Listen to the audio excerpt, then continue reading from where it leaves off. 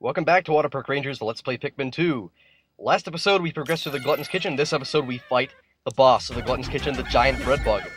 Because it's such a pathetic boss on its own, they gave it a crapload of enemies to deal with alongside it. So here's the deal. The Breadbugs will try to get the treasures before you, so don't let that happen. Let the Pikmin, yellows obviously because there's lots of electricity on this floor, grab all the treasures and then carry them back. Not only will this severely wound the normal Breadbugs, but, well, I don't know what else it'll do, but it'll certainly be good because it does that. Now let's just get this card out of the way and grab the 4 dozen eggs next. That'd be a great name for this treasure, not gonna lie. Whoa, purples! No! I lost purple Pikmin! They died because they ran to the electric vault. Ugh. Well, you can probably tell this is a very unorthodox boss battle, even for this game. So basically just have the Pikmin carry the treasures back. You'll see what that actually does to each Breadbug. You'll see that it doesn't kill the Breadbug, but it does put it at critical health. And like I said, I've been trying to do this Let's Play without gathering beast bodies. I'm not sure I can afford to do that anymore. You see, the problem is, now that we have all those treasures in, one enemy is going to have to die. That's the sad truth. And then it's going to have to be bait, because otherwise we're not going to be able to hurt the giant Breadbug on its own. Unlike other Breadbugs, you can't hurt the Breadbug, you can't hurt the giant Breadbug by throwing Pikmin on top of it. But you can if you use purples. Even then it does tiny little increments of damage. And so it's highly not recommended. So here we go, our first bug body. Will be a Breadbug, ironically. So, giant Breadbug, come over here. Grab it. No, not you, shitty little Breadbug, we want the giant one! Ugh, okay, let's try and throw them on top of it, because, like, we want the big one. You're not going to take anything less. Throw them on top of the small one, so we can kill it. No, no, no, no! Aim, why don't you? Why don't you aim? Oh my god, this thing's being a pain. Okay, we killed it. There we go. I don't care if maybe that was a purple by accident, but I'm just glad it's dead. And now, fortunately, no! You will not take that to your base and regenerate all your HP, which you actually can't do quite yet. The stupid thing about this boss is, every time it hits the research pod, it loses 50% of its health. Whoa, whoa, whoa, whoa, no, I mean it loses half of its health automatically when it hits the research pod. Wait, what? Oh, I get it, it's the first... How can you possibly consider this beast a treasure? Beasts are incompatible with my circuitry. I suppose I will store your finds in my hold. But I do not think beasts will be worth much. Okay, the reason it zoomed into the giant Breadbug's butthole was because this is the first enemy corpse we ever gathered, and typically what it does is it zooms in on the research pod. But because the giant Breadbug is so fat, it just zoomed right out on the giant Breadbug's butt. That was very immature, but I have to admit it was hilarious to me. I was not expecting that. So look, it only does have its life, but just like a normal Breadbug, it's going to take 2 hits anyway, because the second hit will do it automatically.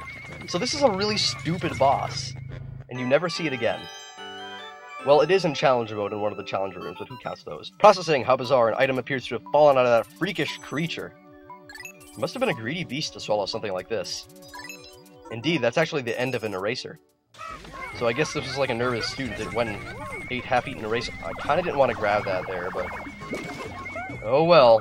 Well, now we're gonna want to find 4 Pokos to straighten that out to a 0 value. Because that's just the way I roll. Dream material. This is a special item. This intriguing material does not conduct electricity. It is far more advanced than the material I was researching. How frustrating. A spacesuit made from this wonder alloy would insulate the wearer from electric shocks. Excellent! This new material has allowed me to complete my Anti-Electrifiers, my own invention with only the smallest out of outside inspiration. I've reconfigured your suits with this new material in order to protect you from electricity. Basically, we are now invincible to electricity, which is fantastic. This is actually the best of the upgrade/explorer's kit items, in my opinion, that you find thus far. Because I know getting a new map is cool and all, but this one actually lets you have a worthwhile new ability. See, we didn't even take an ounce of damage. That's right, you don't even get recoil from electricity, you don't even fall over. So that was the Glutton's Kitchen. Definitely a step up from dungeons we've been in so far.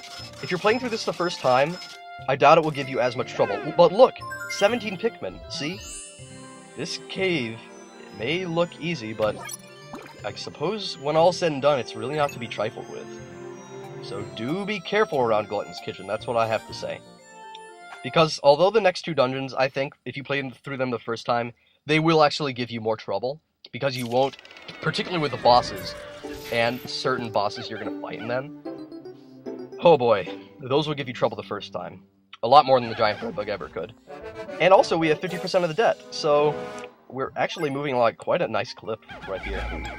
And I don't mean that because of how the game clips with a crappy frame rate. Actually, the frame rate is very pleasing. The only thing I don't like is just when I upload them in this video format, it loses so much of the quality that this game typically has to offer. Like, I have to say, this game, if you play it like in full quality, the way it's meant to be played, it's one of the most beautiful GameCube games, alongside like Twilight Princess. And I've come to like Paper Mario Thousand Year Door style, but that's like not as graphically complex as this game is. This game is more graphically complex. It's like the Metroid games are more graphically complex, but I think even Pikmin 2 has a higher level of detail in certain areas that I just appreciate more. And I know that a lot of fans who are fans of the Pikmin series are also fans of the Metroid franchise. Oh crap! Oh, don't drown on me, Pikmin. But I've never personally gotten into it. I mean, I'm not one for shooters very much. I know that shouldn't stop me, because I loved Portal, because it was a non-traditional shooter, and I know Metroid is very unique in a lot of respects, just like the Half-Life series is.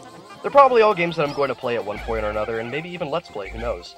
And I know that's got some of you excited, if you're a Half-Life fan, because actually I have played Half-Life 2, Episodes 1 and 2, random bits of both games. Also, just to clear up, you might wonder what I'm doing.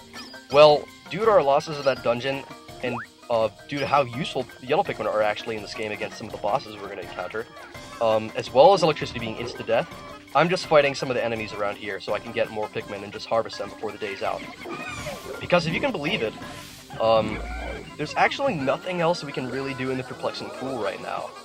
Besides one thing, which is kind of opening the way to the next dungeon, but you can't go in it without the next color of Pikmin. And as to what color that is, it's a spoiler. You'll see next episode, so I guess it's not that much of a spoiler. But I'm glad that I'm just taking this time to harvest Pikmin, because it's one of those little joys. With how quickly sometimes you feel compelled to play through this game once you know what to do. It's nice to sometimes just play around in the overworld, and just take your time. And I'm not saying that I'm going to be taking my time during this Let's Play. If I was, I would be harvesting berries and exploring every nook and cranny and just generally goofing off like an idiot. And I guess in a way that would have been kind of fun, but also I feel that like a lot of that stuff would not have appealed to you. Typically, viewers like to see progress getting done, treasures being found, dungeons getting finished, and bosses getting their asses kicked. And that's basically what I hope to deliver with this Let's Play. Pikmin 2 is one of those games that actually starts off a lot more slowly than it finishes. Trust me. It definitely ramps up in difficulty. They do a great job of the difficulty curve. But like I said earlier, I'm still kind of confused about where to rank Glutton's Kitchen. There's this one Let's Player, K-Man Rules. He has a lot of subscribers. He has like 9,000, so he's actually pretty well known, in case you've never heard of him. And he actually recently redid his Pikmin 2 Let's Play. I know this because I stumbled across one of his videos. The video quality is quite good, but what I like most about it is how he ranks the dungeons, in terms of like difficulty. And I guess in a way I'd like to think about like what I would rate each dungeon out of 5 in this game. Because I kind of think that in a way that would be really interesting to see. So why not start now? Let's just suppose that Emergence Cave is the most pathetic thing ever. It's only worth half a star. I guess that means Hole of Beasts is worth about a star, because if you're not sure what you're doing on that boss the first time you fight it, you're usually pretty guaranteed to get an extinction. White Flower Garden, 1 star, because it doesn't really offer up anything difficult, and the boss is very predictably easy to beat, and far easier than he was in Pikmin 1. Citadel of Spiders probably kicks it up a notch to like, maybe 1.5, bordering on 2. Glutton's Kitchen, though, that's the tough part. I don't know whether to rank that a 2, 2.5, or possibly a 3. 3 is kind of stretching it, because you've got the Spotty Bullbear, the Wealth of Dwarf Bullbears, and Sublevel 5 with those jerkish turret beetles. Anyway, I should probably just stop talking about things that don't exist and start talking about what we're doing here. You might recognize this as a similar puzzle for how you get the repair-type bolt in Pikmin 1. It's actually on this exact ledge. But instead of the repair-type bolt, instead, there's a bridge at the end of this platform that you need to lead your yellows to. And they'll build it across to an electric fence over there that you need to take down eventually, so why not do it today? While we still have the time, might as well do it. That enemy there is one of my favorites in the game. It's called the Toady Boyster. It's actually the only of its kind in the entire story mode. It only appears here, which is strange. I feel like that's a missed opportunity. It's such an entertaining enemy. It's basically a sea slug. a freshwater one for the looks of it. And that's really all that it is. Usually Nintendo puts a little bit of an odd twist into their enemies, but in this case the sea slug just looks so strange on its own they left it the same in the game. And it's a fun enemy to fight, I just wish it appeared more often.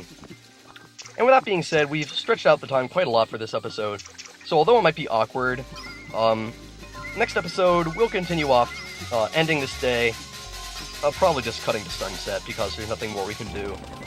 And I'll see you next episode.